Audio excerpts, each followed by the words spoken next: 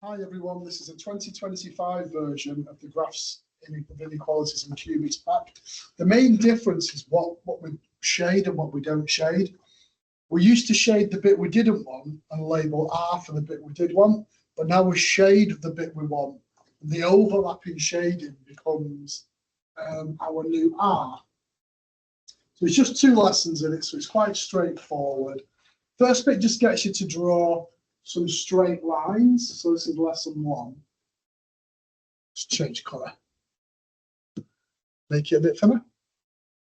Right, so you know for the line 2x minus 1, it's got a positive gradient and it crosses at minus 1. For the root, it's x is a half because I just set y equal to 0. So that's a half. Then there's one for you for 3x plus 1. So if you have a go at that one. Okay. Okay. So nothing too taxing with that. To be fair, just graph it on your calculator. Right, so then we've got another one. Now this is quite nice. This is called the cover-up. It's the easiest way to draw a straight line, but they never teach it in school.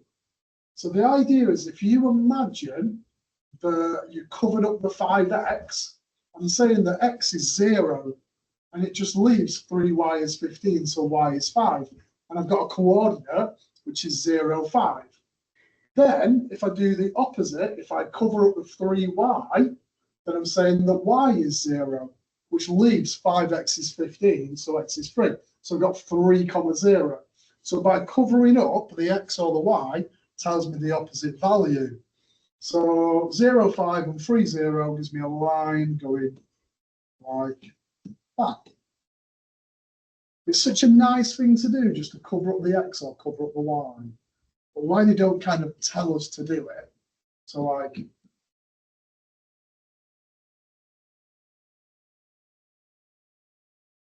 the GCSE, that is.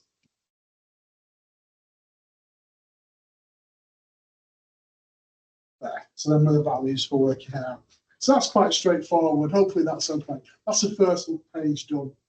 So the next one is graphs of inequalities. So if it includes the equals, it has to be a solid line. I am bound to, when we're doing this, do it the wrong way around, or just accidentally do it as a solid line. If it's greatest when I left, it's like a dashed line. It's the dashed ones I always do as solid ones and then realise. So, right, so let's have a look then. So it's going to be a dashed line. So I'm bound to put it in the wrong place, aren't I? So 2x plus 6 has got a positive gradient passing through 6. Now so I've got a dashed line. So there's the 6. If I set y equals to 0, I end up with minus 3 for x. So I know it crosses at minus 3. Right then. So I'm going to think about the inequality. So I want the y values that are less than 2x plus 6. So if you imagine the origin, the y value is 0, and that's below 6, below the graph. Now I can check it. It's called point checking. Just do it a different colour. And what I tend to do is I tend to point check the origin.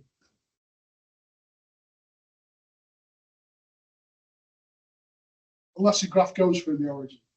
So if I do as a point check, 0 is less than 2 lots of 0 plus 6.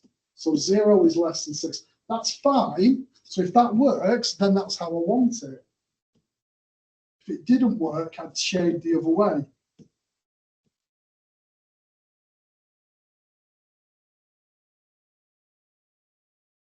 I'm going to put here, so shade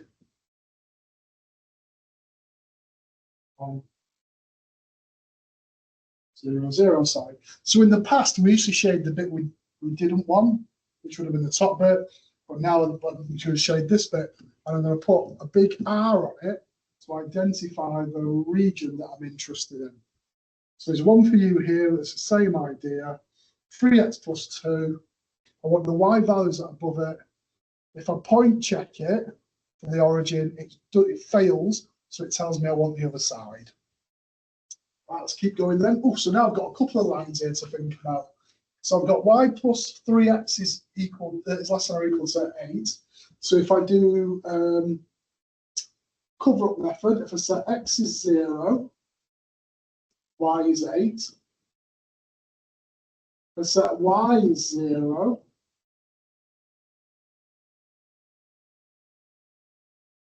I get that. It's a solid line. So I've got something going from 8 there. Oops, wonky line. You can use a ruler though, can't you? 8 over 3. And I'm looking where the y plus 3x is below 8. So if I point check it for 0, 0. So if 0, 0 is fine, I'm shading below. So that would be 0 plus 3 lots of 0 is less than or equal to 8. So 0 is less than or equal to 8, so that's fine. So I know that that's going to be part of my region that I'm on.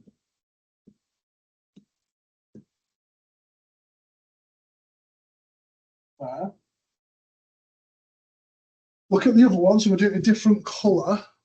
The completed pack just clearly shows a bit where the overlap happens, but I'm going to shade in 2 different colours and you can see the overlap. So let's have a look here. So for this one, so if x is 0, y is 4. And if y is 0, minus 2x is 4, so x is minus 2. So I've got 0 and 4, and minus 2, 0. And if you look, it's dashed. So I'm going to try and do a dashed line through them points there. Do you notice how I'm putting the values on the axes? I've got to make sure I put that on. Right, let's point check it then. So for 0, 0, I'll sub that into the equation. 0 minus 2 lots of 0 is less than 4. So 0 is less than 4. So that's fine. So I want to make sure that that's the side that I get shaded. So anything now in the overlap shading is my potential region that I'm bothered about. Really careful. There. So I've got some overlap. Now the last one, the sneaky one that you don't always spot, is that y is greater than 0. So that's above the x-axis. So I've got a sneaky, you can't really see. I've got y is greater than there, so I want above the x-axis. So I've kind of got 3 lots of shading now. And it looks messy, and probably if you're watching it on a phone, it's hard to see. But where I'm looking is the overlap between all 3 of them, which is the triangle. I feel like I should do it with a highlighter. Hang on, let's change to a highlighter. So it's the triangle that's in here. Okay. You see where I've done the highlighting?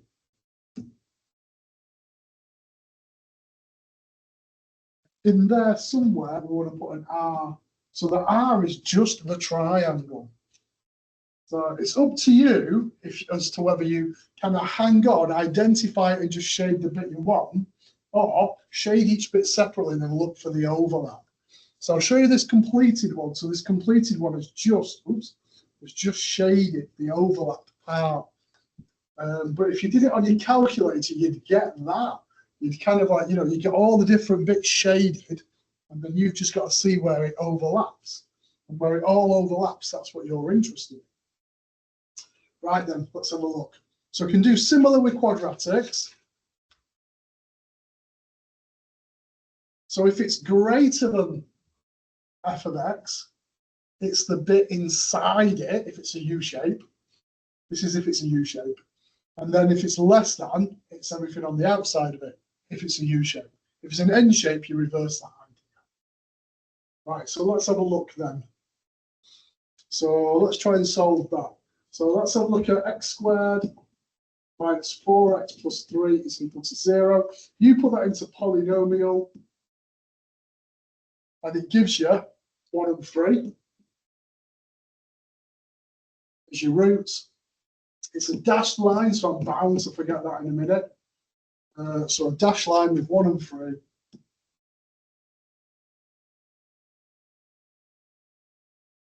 So there's my 1, there's my 3, crosses at 3.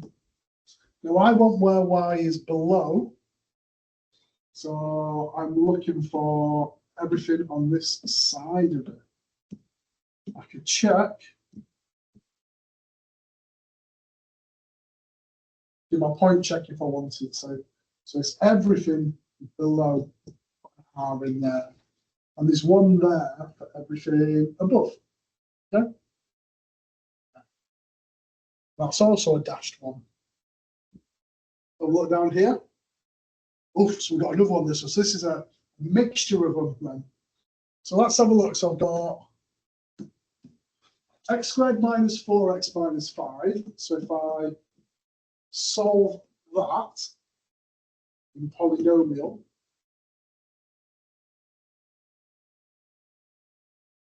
that gives me, looking on the wrong piece of paper then, that gives me minus 1 and 5. It's a solid line, which is nice, so I can't stuff that up. So there's my minus 1, there's my 5. I'm initially looking inside it. So do that there. Just everything inside. I crossed at minus 5. We need to put a minus 5 in there. And then I'm looking for the other one, which is y is less than 4. So that's a flat line, isn't it? 4. So this one's a flat line going across. It's dashed.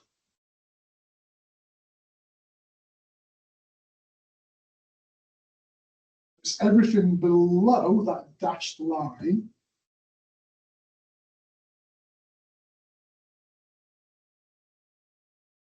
There. So the region I'm interested in, switch to the highlighter again, is the bit which is the overlap. So it's this part here, isn't it? This doesn't do curves, I don't think. I have to make it with lots of little curves. So that's the kind of the bit that I'm interested in. That covers both of them. And like I said, you can just shade the overlap if you're happy you know where the overlap is. Or do it like this, but then make it really clear what your overlap is. So this one just highlights the overlapped bit. Oops. So it's up to you how you do it, as long as you correctly identify your region. It's fine. Right, next one. Quite a few of these, I think, to get through for the first lesson. So there's an exam question to have a go at. So it says, sketch the region identified by the inequalities. So Haley's done some work in here for the roots. Let's ditch this. We can see what's going on. So be careful, if you expand it, it's minus x squared, so minus 2x squared actually. So it's upside down. So be careful with that. We want below, so it's everything below it. And I want there, so I can point check, I can do cover up method for this bit and then point check it. And that gives me this whole region there. There we go. Put that straightforward.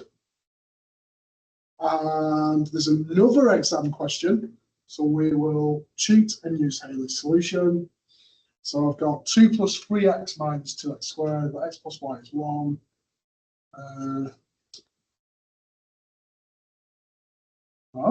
It's interesting. So we've got the region, but it says the graph intersects at points A and B, satisfied by those inequalities. So you can see what we got. So we've got